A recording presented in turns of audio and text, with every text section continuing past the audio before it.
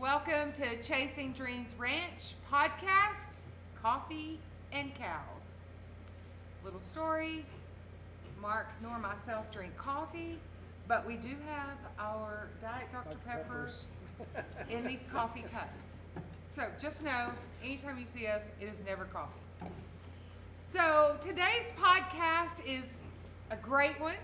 We thought it would be something that everyone, well, actually I know it is because people ask us all the time. So the title of today's podcast is How We Accidentally Became Mini Cow Ranchers. Yeah, accidentally on purpose. It's not true. Yes, it is. Okay, so here's the story. Mark and I have always known that when we moved to this season of our life, we were empty nesters, kind of winding down our careers that we had both had for over 20 years, that we were going to be cattle ranchers. Now, in Mark's mind, we were going to have beef cattle, we were going to raise Angus, and that's what we were going to do, right? Yeah. Easy cows. However, I have access to the internet.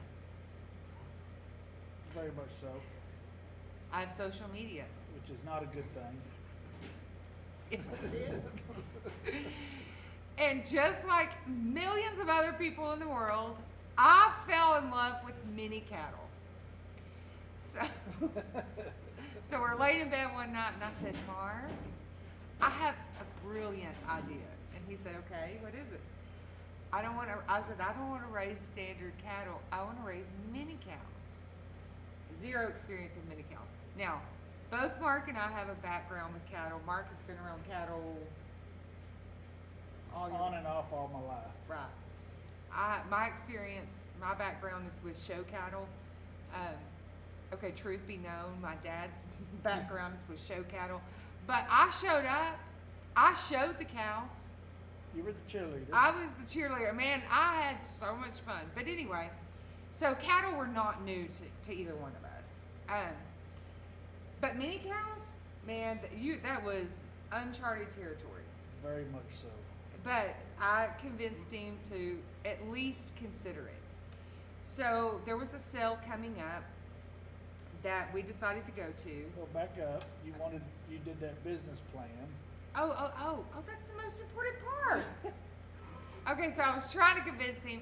So my background is business. That's what my degree's in. That's what I've always done all of my life with my regular job.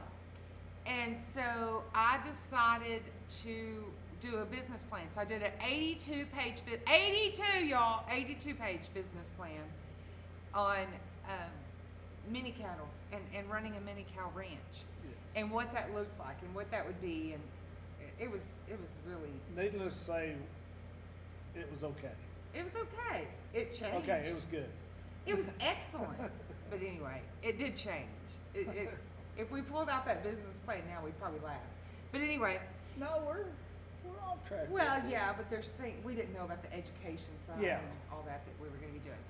So there was this sale coming up for mini cows, and I convinced him to let's go. And it was not close. I mean, we had to get a hotel room. We Yeah. drove a long, long way. It was several hours away, and I asked her if she wanted to take a trailer. I had no intentions. We were going to look. Just look. Not buy, just look. And every other day I would ask her. And I always said no. But anyway. But I know my wife.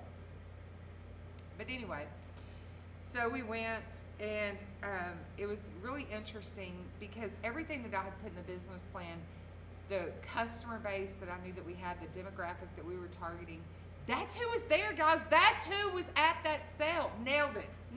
Except for us. Except for us. We were the oldest ones there. Yes, we were. Maybe you. I'm a lot younger than you. Yeah. Like 4 years. 5 almost. But anyway, that's beside the point. So this sale was really interesting. And we need to bring Buddy over here. You want to get him? Yeah, look. So the really interesting thing was that, okay, so you had to buy tickets to go to this sale. And we got there, and there were probably 50 people in line already. They were selling around 40 cattle that day. And, but here was the interesting thing. Not one single person there. Not one. Not one. I'm not exaggerating. Not one person was there with a trailer. Nobody. And there were very few trucks. And so it was really interesting because that was just, these people did not have a background with cattle. They had never owned a cow. They didn't know. But anyway, needless to say, I think we bought 10 or 12 that day. Yes. I don't know. I don't remember how many. So we left that sale, and we were committed. We were mini cow ranchers. So that's how we accidentally became mini cow ranchers. Yes. But the interesting thing, let me see. So I want to introduce you to one of our little guys. So this is Buddy, and Buddy is a micro mini Highland bull. He's so cute, y'all. Now he does have, his ears do look a little different. He's got called crop ear. Crop ear is specific to the Highland gene or Highland breed, and what it is that their ears are shaped much different. So, but it doesn't affect him at all. But some people just are turned off by that, but we don't care. We love Buddy. So just so you guys can see, in case you haven't seen our other podcasts, just so you can see how small this guy is. So Buddy is about 14 months old. Yes. Almost 15. And he only weighs 180 pounds. And just so you can see how small he is. I'm 5'10". And so when I stand up, look how small this guy is next to me. He's a little bitty guy. And so he's very gentle. He is playful. He is gentle. He's getting lots of attention right now. So anyway, but you're gonna see him walking in around the barn because we're just. My foot. Oh, sorry about that. He's only 180 pounds. So Yeah. so we're gonna just let him wander around. But anyway, so We wanted y'all to meet. we wanted you to meet Buddy because Buddy is definitely the face of the ranch. But I will say that most people, when they think of mini cows, they think of Buddy. Yes. Buddy is not your typical mini cow. He is a micro mini, and even by micro mini standards, he's small. We did purchase him. He was not born here at Chasing Dreams Ranch. He is chondro positive. We will get into that. That'll be another conversation we'll have on another podcast. And chondro positive, or what the chondro gene is it's called chondrodysplasia, and it is a hot button. Some people disagree with it. Some people agree with it. It is a dwarfism gene, and so again, it's a hot button. So some people consider it a birth defect. Well, to get the micro minis, you gotta have it. Yeah, to get a true itty bitty micro. Yes. But you have to be educated on it. Yeah. And that right there is kind of the segue to how we ended up doing exactly what we're doing. So again, minis were new to us, and we didn't know. We just went, we bought them, and we said, okay, let's go. And so we thought, okay, we're going to take some classes. We're going to, really research. And guess what? There was nothing. And we tried, didn't we? Yeah, nothing about mini cows. So that's where the whole idea of Chasing Dreams Ranch came from. Is we decided we were going to create that place. We were going to create an educational ranch where people can either, maybe somebody that is wanting a mini cow for the first time, or any cow, like you Yes. said earlier, when you and I were talking, that don't have the background. Right. And so we decided to start that place, that we wanted people to be able to learn how to take care of them, what their nutritional needs are, about the genetics. There's so much. I mean, we've learned so much about, we work with Texas A&M University. That's where we do our genetic testing through. And that's, we just decided, hey, let's create that place. Let's create that place for people that maybe want to own a mini cow or a regular cow, and they don't know how to get started. We have a couple that we're mentoring now that's what they did. They bought a herd of cattle, never owned cattle, knew nothing about them, and they're like, help. So, we've been able to mentor them. Or a place for people that may not ever have the ability to, it might be financial reason, or they may not have the place for it, that they can go and interact. Right. And when I say interact, I mean, there's a lot of places that you could go and do cow cuddles or movie night with a cow or things like that. We are an interactive ranch. So we do things like I was saying earlier, we do vaccines. So we teach people how now, disclaimer, we are not veterinarians. We do not give medical advice. What we do is we educate people on how we do those things. Yes. So we teach them how we vaccinate, how we do our genetic testing, pregnancy testing, ultrasounds. Yes, we do ultrasounds. We have an ultrasound machine. So we do ultrasounds on our cows. We have goats. We have horses. We have pigs. We have all the things out here so we can ultrasound those things.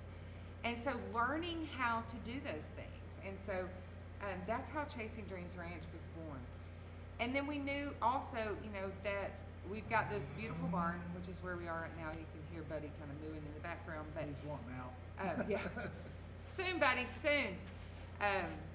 We have this great venue where people can come and host birthday parties or get-togethers, or we've had a corporate event, just things like that where they can come interact with the animals, whether they want to interact with mini cows, mini horses, those types of things. So anyway, so that's who we are. Yeah.